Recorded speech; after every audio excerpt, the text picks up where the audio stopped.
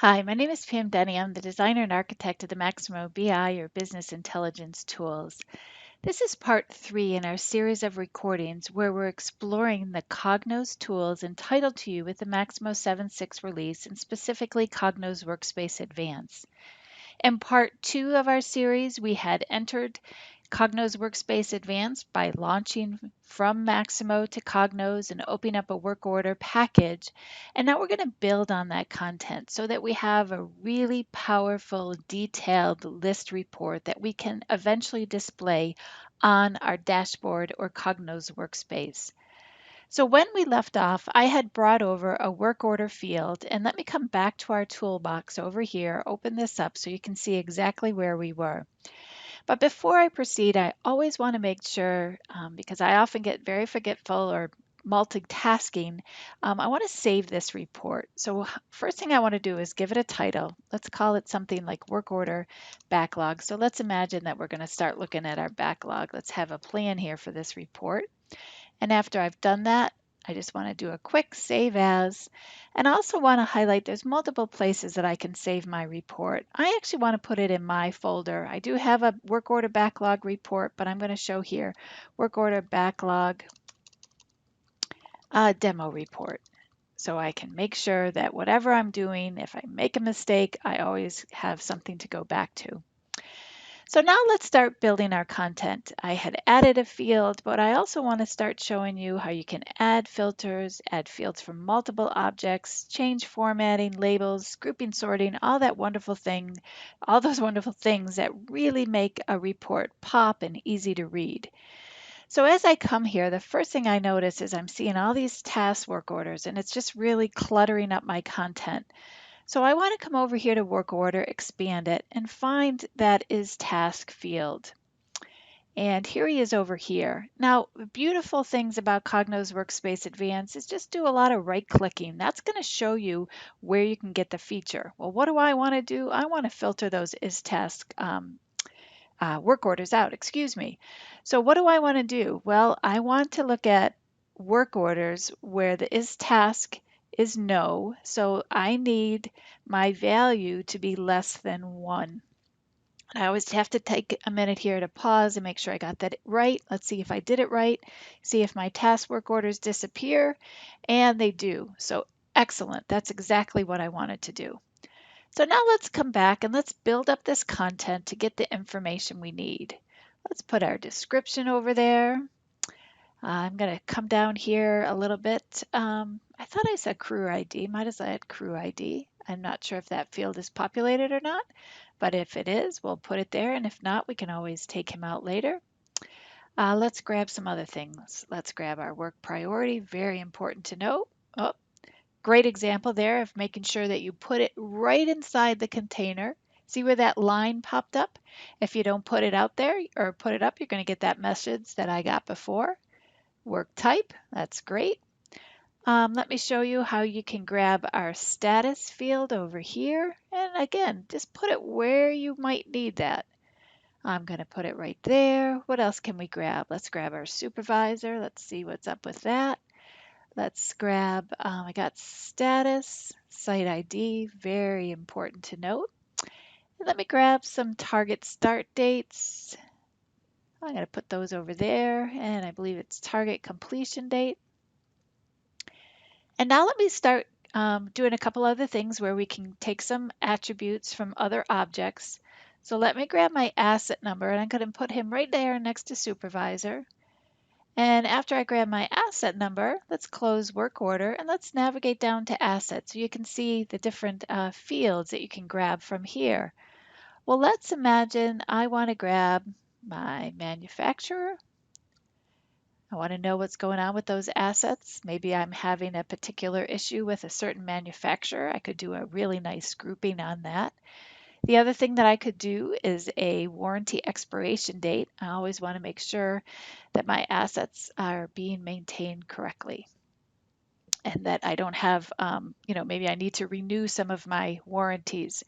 So I've built up some really great information here, and let's show the navigation down here on the bottom. I can navigate down, see all that information. I can go down to the last page, and then I can come back up here on top.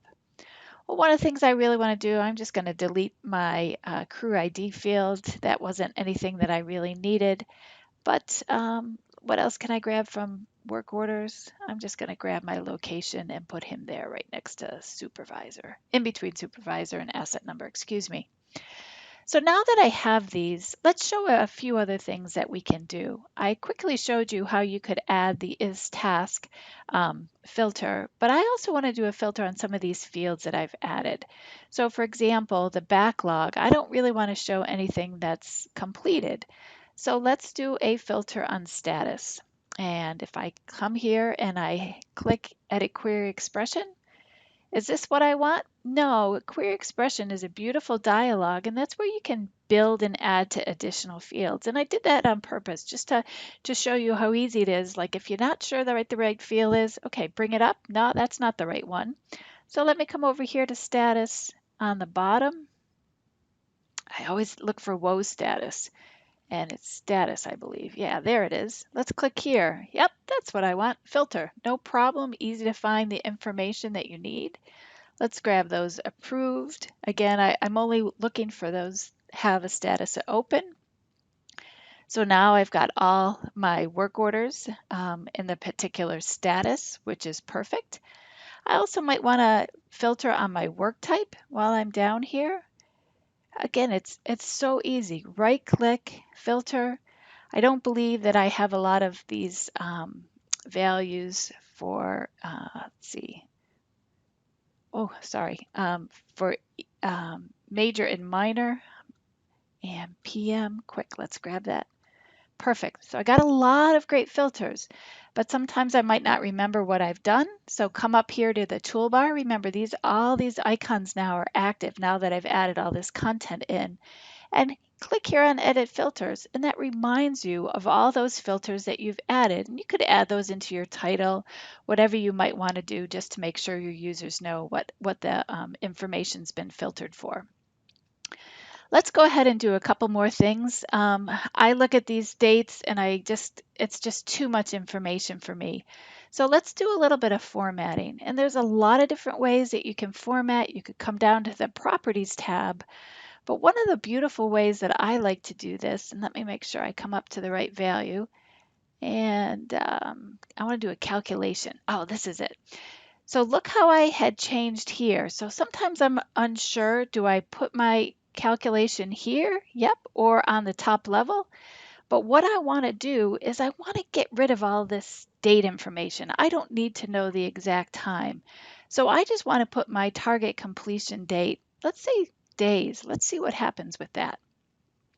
So now what it shows is it gives me the day of the year. That's kind of interesting, but that's not really what I want. So what am I going to do? I'm just going to do my famous undo. I love that button, use it all the time if that's unsure of what I need. Let me try it another way. Let's try editing our query expression. And let me pause here to say, what am I really trying to do? Well, I don't want to look at the target completion date.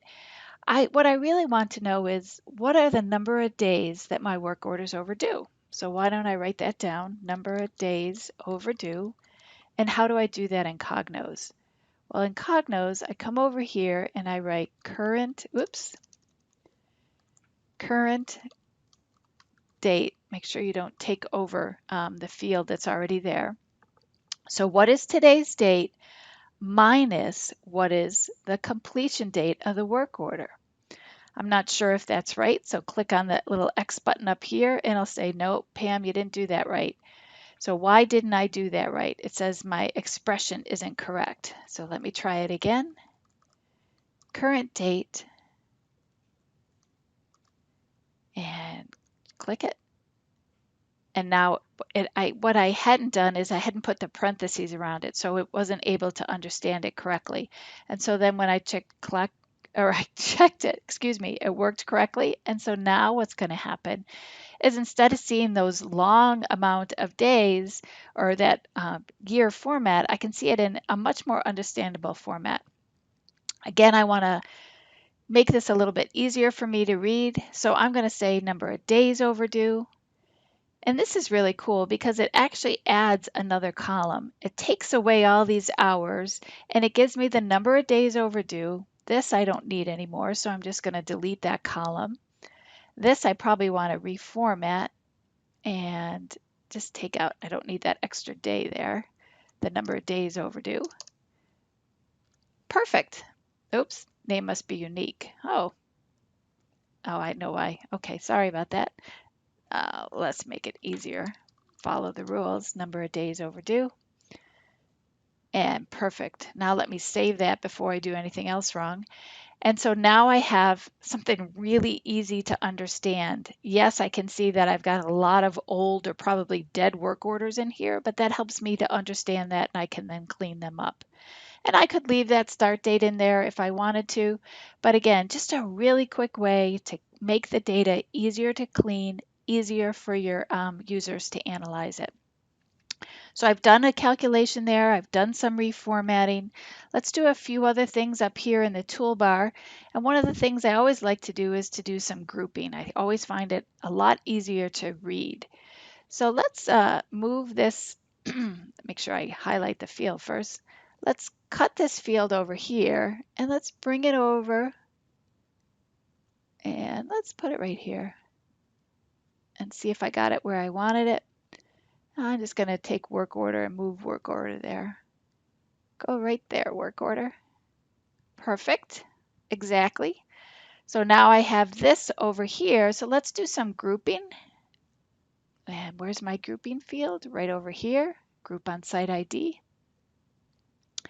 What else do we want to group on? Let's grab our work type. Work type, move them back next to site ID. There it goes. Sometimes there's a delay while it picks it up. And I just find groupings, again, so much easier to read the information that you might need. And now what I can do is also do a little bit more work. I don't know if that actually worked the way I expected it. So I am going to take my work type, move it back over here. There he goes. Let's do a recap on that.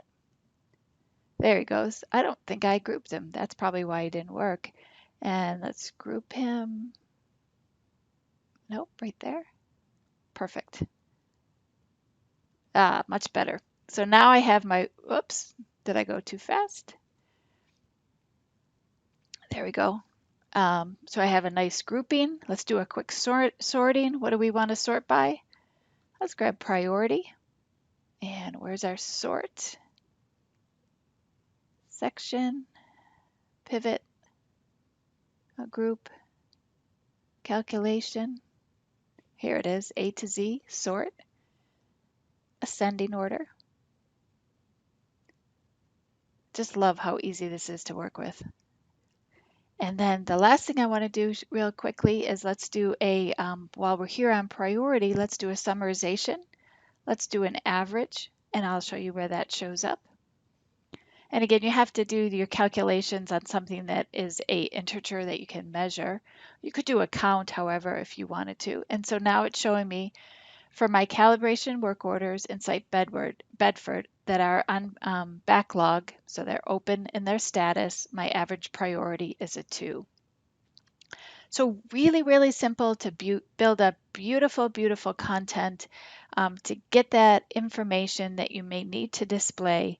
So again, what I've done here is started with that base list report, brought in fields from multiple objects. I've added a calculation over here. I've done formatting over here.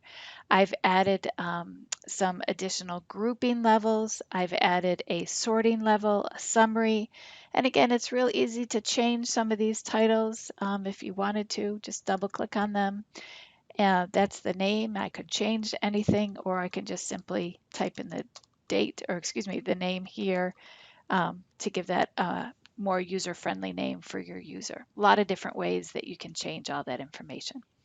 So with that, I'd like to thank you very much for your time. And this concludes Series 3. And in Series 4, we're going to extend this and start adding some charts to our report. Thank you.